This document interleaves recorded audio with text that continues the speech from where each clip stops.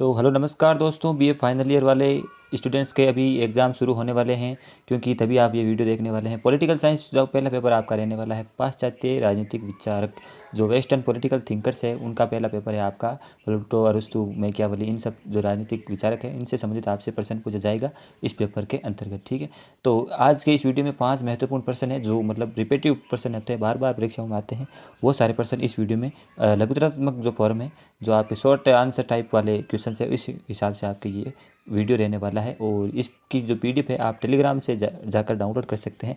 Telegram पर same नाम से चैनल बना हुआ है, आप सर्च कर लेना, या फिर डिस्क्रिप्शन में लिंक आपको मिल जाएगी, वहाँ से भी आप टेलीग्राम चैनल पर पहुँच जाएंगे। तो चलिए शुरुआत करते हैं बिना किसी देरी के। वीडियो को 2x स्पीड में कर लीजिए अपना टाइम बचाने के लिए, और शुरुआत करते हैं वीडियो की। तो सबसे ज़्यादा कॉमन जो क्वेश्चन है और लगभग परीक्षाओं में पूछा जाता है, प्लेटो के बारे में, प्लेटो की शिक्षा योजना के बारे में आपसे प्रश्न पूछा जाएगा। प्लेटो के वैसे तो बहुत सारे प्रश्न आते हैं, लेकिन प्लेटो का जो सबसे ज़्यादा प्रश्न है, एक तो आदर्श राज्य के संबंधित पूछा जाता है कि प्लेटो का आदर्श राज्य की विशेषता, या फिर आपसे उसी आदर्श राज्य का जो एक भाग है शिक्षा योजना, तो उसकी विशेषताएं आपसे पूछी जा सकती है। तो ये जैसा प्रश्न है कि प्लेटो के शिक्षा योजना की आपको विशेषताएं बतानी, 4 विशेषताएं, या फिर 5 पूछ लेगा, कई बार 2 ही पूछ लेगा, वो तो एग्जामिनर के हिसाब से अलग अलग डिपेंड करता है। तो जो प्लेटो की शिक्षा योजना की पहली विशेषता तो ये है कि जो राज्य नियंत्रित शिक्षा प्रणाली है वो प्लेटो के आदर्श राज्य के अंतर्गत मौजूद है। तो प्लेटो का क्या मानना था कि शिक्षा राज्य का दायित्व है और इसका उद्देश्य नागरिकों को आदर्श राज्य के लिए तैयार करना है। ये मतलब प्लेटो का मानना था, और जो शिक्षा है वो राज्य के द्वारा नियंत्रित और संचालित करने का प्रस्ताव प्लेटो ने रखा, ताकि यह सुनिश्चित किया जा सके कि सभी नागरिकों को एक समान और उचित शिक्षा प्राप्त हो सके। तो पहले तो पॉइंट यही है, पहली तो विशेषता यही है कि जो आदर्श राज्य है उसके अंतर्गत जो शिक्षा योजना दी जानी चाहिए नागरिकों को, वो राज्य के द्वारा नियंत्रित होगी, पूरा कंट्रोल राज्य का होगा। ठीक है, ये पहली विशेषता है शिक्षा योजना के बारे में। फिर दूसरी विशेषता यह है कि जो स्त्री और पुरुष है उन दोनों को समान प्रकार से शिक्षा दी जाएगी, उनमें कोई भी भेदभाव नहीं किया जाएगा। प्लेटो ने जो समान शिक्षा का समर्थन किया है, उनका मानना था कि महिलाएं भी पुरुषों की तरह ही बुद्धिमान होती हैं और उन्हें समान अवसर और शिक्षा प्राप्त करनी चाहिए। यह उस समय एक क्रांतिकारी विचार था, जबकि महिलाओं को उस समय शिक्षा से वंचित रखा जाता था। तो प्लेटो जो है वो स्त्री और पुरुष में कोई भेदभाव नहीं समझता है इस शिक्षा के मामले में, और ये इसकी शिक्षा योजना की दूसरी विशेषता है प्लेटो की। फिर तीसरी विशेषता है आयु आधारित शिक्षा, यानी कि अलग अलग एज ग्रुप के अंतर्गत अलग अलग शिक्षा का उसने समर्थन किया प्लेटो ने। तो प्लेटो ने शिक्षा को विभिन्न आयु समूह के लिए विभाजित किया। 3 वर्ष की आयु से 7 वर्ष की जो आयु है, बच्चों को खेल और कहानियों के माध्यम से शिक्षा दी जानी चाहिए, ये इसका मानना है। फिर 7 से 12 तक के जो बच्चे हैं उन्हें पढ़ना लिखना और गणित सिखाया जाना चाहिए, और 12 से 18 तक इन्हें व्यायाम और संगीत के साथ साथ विज्ञान और दर्शन का भी अध्ययन करना चाहिए।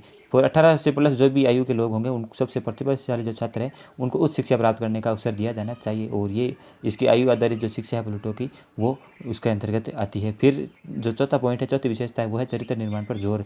यानी कि प्लेटो का यह मानना था कि जो शिक्षा है उसका लक्ष्य केवल और केवल ज्ञान देना नहीं है, ज्ञान प्रदान करना नहीं है, बल्कि चरित्र का निर्माण करना भी है। उसमें नैतिकता, न्याय और सदाचार के महत्व पर भी जोर दिया जाना चाहिए शिक्षा के अंतर्गत। और इसके बाद में उनका मानना था कि शिक्षा विद्यार्थियों को अच्छे और सदाचारी नागरिक बनने के लिए प्रेरित कर सकती है, और यही इसकी चौथी विशेषता है कि चरित्र निर्माण पर जोर दिया जाना चाहिए शिक्षा के माध्यम से। ठीक है, तो ये 4 विशेषताएं हो गई है जो प्लेटो की शिक्षा योजना है उसकी, और ये जो शिक्षा योजना है वो आदर्श राज्य का भी एक भाग है। ठीक है, तो अगर आपसे पूछ ले प्लेटो के आदर्श राज्य की जो विशेषता आपसे बतानी है, पूछ ले, कई बार आदर्श राज्य की पूछ ले, तो आप इनमें से शिक्षा योजना को भी आप उसके अंतर्गत पॉइंट शामिल कर सकते हैं कि प्लेटो की जो आदर्श राज्य की शिक्षा योजना है उसमें ये पॉइंट आप शामिल कर सकते हैं। ठीक है, आप समझ गए होंगे। फिर प्लेटो की शिक्षा योजना आदर्शवादी और क्रांतिकारी थी, इसने शिक्षा के बारे में हमारी सोच को बदलने में काफ़ी मदद की और आधुनिक शिक्षा प्रणाली को प्रभावित किया है प्लेटो ने। फिर दूसरा प्रश्न आता है अरस्तु के दास्ता के ऊपर आपको विचार बताने हैं। तो दास्ता पर या तो अरस्तु के विचार, या फिर अरस्तु के दास्ता के समर्थन में 2 तर्क, इस प्रकार के प्रश्न 2 तर्क 5 तर्क कितने भी तर्क पूछ लेते हैं। तो इस प्रकार घुमा फिरा के प्रश्न यही आएगा कि दास्ता पर अरस्तु के क्या विचार थे, उसने किस प्रकार दास्ता का समर्थन किया है, क्या तर्क दिया है। तो अब अरस्तु के विचार क्या है दास्ता पर, दास्ता मतलब दास जो लोग होते हैं, दास जो गुलाम टाइप के। तो उस सबसे पहली बात आती है प्राकृतिक दास। प्राकृतिक दास कौन होते हैं, ये भी प्रश्न पूछ लेते हैं कि अरस्तु के अनुसार प्राकृतिक दास कौन होते हैं।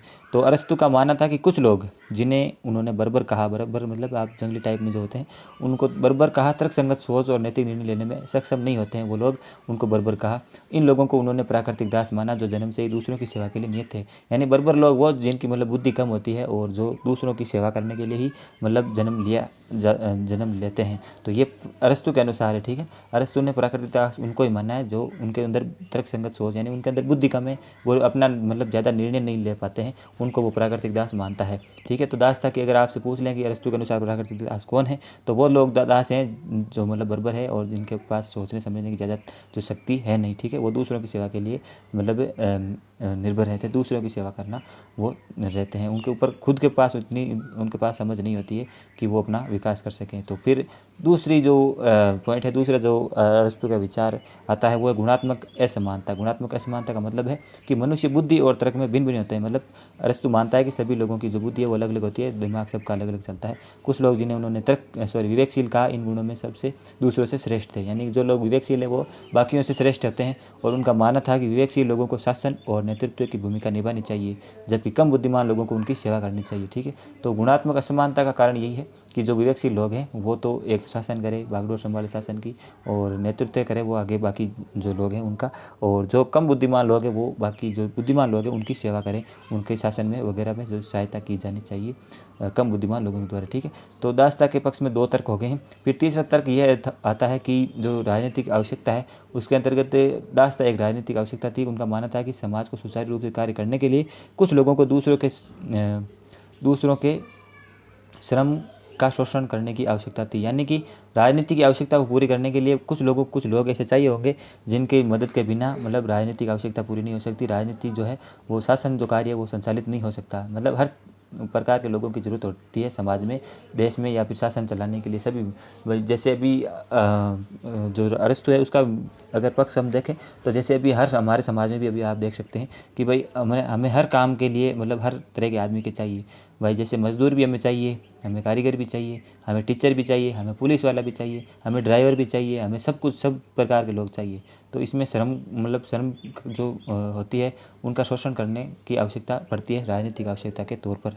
फिर जो चौथा तर्क है वो है दासों के अधिकार। अरस्तु का मानना था कि दासों को कुछ अधिकार होने चाहिए, जैसे कि भोजन, कपड़े और आश्रय का अधिकार। उनका मानना था कि दासों को शिक्षा और नैतिक मार्गदर्शन प्रदान किया जाना चाहिए, और नैतिक जो मार्गदर्शन हो जाता है उनको शिक्षा दी जाती है। अगर वो उनके बाद में उनका अगर जो ज्ञान हो जाता है उनको, तो धीरे धीरे उनकी दासता समाप्त हो जाती है। यानी कि दासता का अंत किस प्रकार होगा, उनका मानना था कि शिक्षा और नैतिकता के माध्यम से दासों को स्वतंत्र नागरिक बनने के लिए तैयार किया जा सकता है।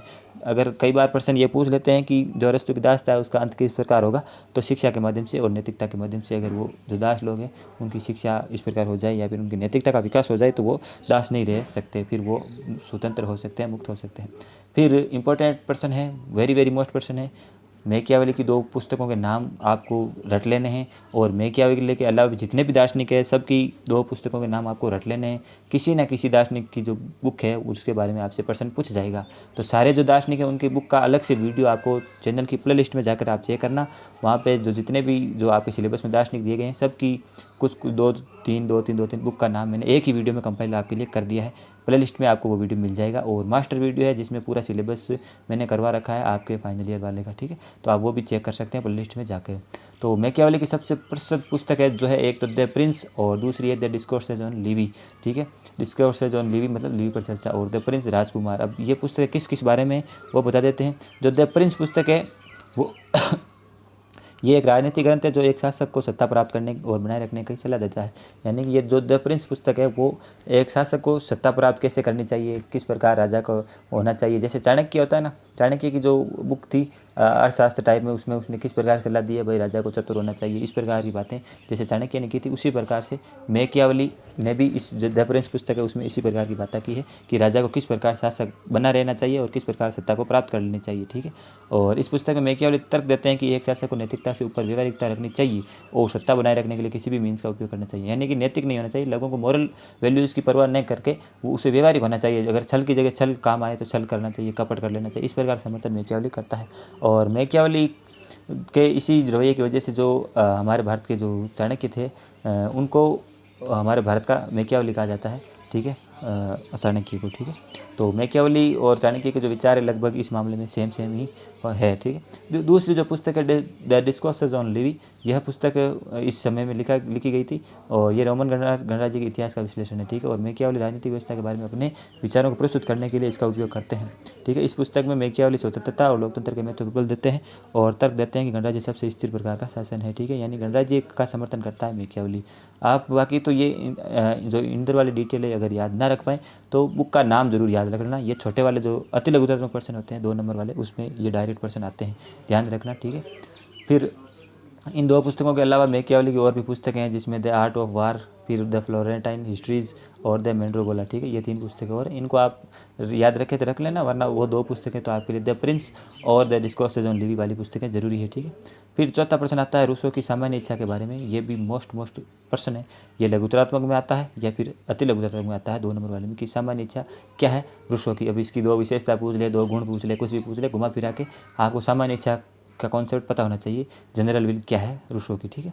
तो जो रूसो की सामान्य इच्छा है वो एक राजनीतिक अवधारणा है, जिसे उन्होंने अपनी पुस्तक, रूसो की पुस्तक का नाम है द सोशल कॉन्ट्रैक्ट, ठीक है। सोशल कॉन्ट्रैक्ट पुस्तक का नाम है। ये पुस्तकों के नाम आपको ज़रूर याद रखने हैं। अगर आप ये पुस्तकों के नाम अपने उत्तर में मेंशन करोगे तो आपके जो नंबर है वो और भी अच्छे आएंगे, और भी आपकी जो मेरिट है वो अच्छी बनेगी, आपके परसेंटेज अच्छे बनेंगे अगर आप पॉइंट टू पॉइंट बात करेंगे तो रूसो की पुस्तक है द सोशल कॉन्ट्रैक्ट में उसने जो सामान्य इच्छा है उसका कॉन्सेप्ट दिया है। यह अवधारणा जटिल और विवादास्पद है, लेकिन सरल शब्दों में कहें तो सभी नागरिकों की सामूहिक इच्छा को दर्शाता है जो सार्वजनिक हित में एकजुट होती है। यानी कि सामान्य इच्छा का मतलब यही है कि जो सब नागरिकों की इच्छा है, मतलब कॉमन इच्छा क्या है लोगों की, उसको दर्शाती है सामान्य इच्छा।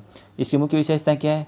सामान्य इच्छा का मतलब है सामूहिक इच्छा। सामान्य इच्छा किसी व्यक्तिगत या सामूहिक इच्छा नहीं है, मतलब कोई पर्सनल इच्छा नहीं है। ये लगभग सभी नागरिकों की सामूहिक इच्छा होती है, ग्रुप में। मान लीजिए पूरा ग्रुप है, उनकी जो सामूहिक इच्छा होगी उसको सामान्य इच्छा कहते हैं रूसो की भाषा में।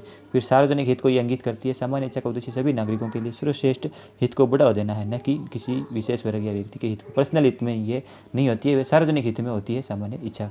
फिर नैतिक रूप से भी ये सही होती है, क्योंकि जो सामान्य इच्छा है वो हमेशा नैतिकता से सही होती है, क्योंकि यह सभी नागरिकों के तर्क संगत और नैतिक विचारों से उत्पन्न होती है, ठीक है। मतलब सभी लोग अगर एकजुट होकर राय देंगे तो उसमें जो गलतियां हैं या फिर जो मॉरल वैल्यूज़ है वो ज़्यादा होंगी और वो नैतिक रूप से सही होने के चांसेस ज़्यादा रहते हैं।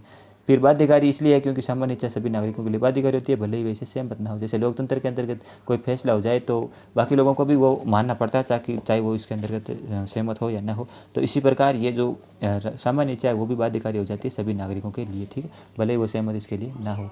फिर आखिरी प्रश्न आज का, रूसो के अनुसार सामान्य इच्छा कैसे प्राप्त कर सकते हैं? ये तो आप ये प्रश्न जो है वो इसके अंदर इंक्लूड है। आप इसको मैं शॉर्ट में बता देता हूँ कि रूसो के अनुसार सामान्य इच्छा इसको कैसे प्राप्त किया जा सकता है। एक तो सार्वजनिक चर्चा ग्रुप के अंदर डिस्कशन करके, फिर प्रत्यक्ष लोकतंत्र के द्वारा, फिर शिक्षा योजना से भी हम जो सामान्य इच्छा इसको प्राप्त कर सकते हैं। और ये एक अवास्तविक होती है। कुछ आलोचना का तर्क ये है कि इसमें सामान्य इच्छा की आलोचना में ये तर्क है कि एक तो ये रियलिस्टिक नहीं है, मतलब ये कॉन्सेप्ट है खाली, रियलिस्टिक नहीं है और अनैतिक है, और इसके अलावा ये प्रातिनिधिक लोकतंत्र का विरोध वगैरह करती है। तो ठीक है, ये आप चाहें तो पढ़ लेना, PDF आपको टेलीग्राम चैनल पर मिल जाएगी। लास्ट प्रश्न देखते हैं, लॉ का सामाजिक समझौता सिद्धांत क्या है? वेरी वेरी इंपॉर्टेंट है जॉन लॉ का सामाजिक समझौता सिद्धांत, ठीक है। परीक्षा में प्रश्न 100% आएगा। और वैसे